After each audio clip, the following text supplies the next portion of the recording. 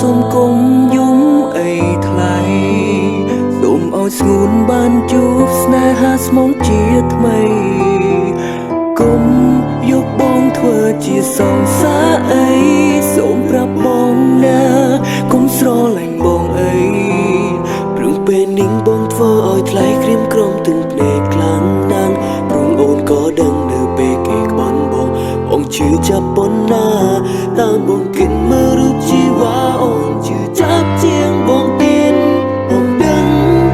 ងថាថ្លៃខូចចិននៅពេលដែលបងប្រាប់ស្រីថាបងសុំបាយនៅពេលនោះឃើញអូនឈរយំពេលឮពាក្យបងសុំបាយបងអានិតរូបអូននឹងដឹងច្បាស់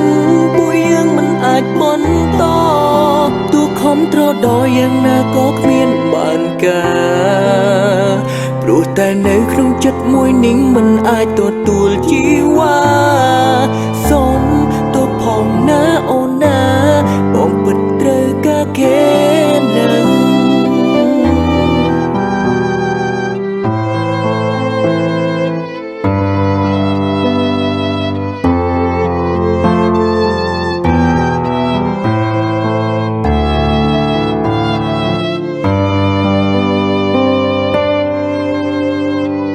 ពេលនេះបងដឹងខ្លួនខំ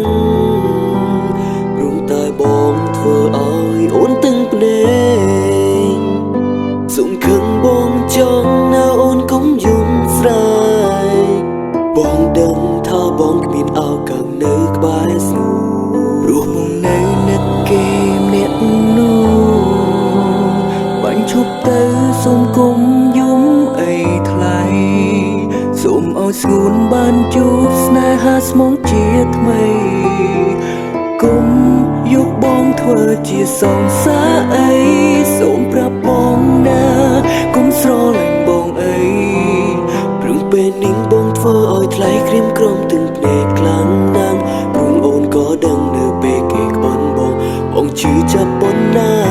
តាមបងគិតមើលរូបជីវ៉ាអូនជឿចាប់ជាងបងទៀតថ្លៃខូចចិននៅពេលដែលបងប្រាប់ស្រីថាបងសុំបាយនៅពេលនោះឃើញអូនឈរយំពេលឮពាក្យបងសុំបាយបងអានិតរូបអូននឹងដឹងច្បាស់ពួកយើងមិនអាចបន្តទោះខំត្រដោយ៉ាងណាក៏គ្មានបានការព្រោះតែនៅក្នុងចិត្តមួយនេះមិនអាចទទួលជីវ៉ាសូមទោសផងណាអូនណាបងពិតត្រូវការគេបងនឹងថាថ្លៃខូចចិននៅពេលដែលបងប្រាប់ស្រីថាបងសុំបាយ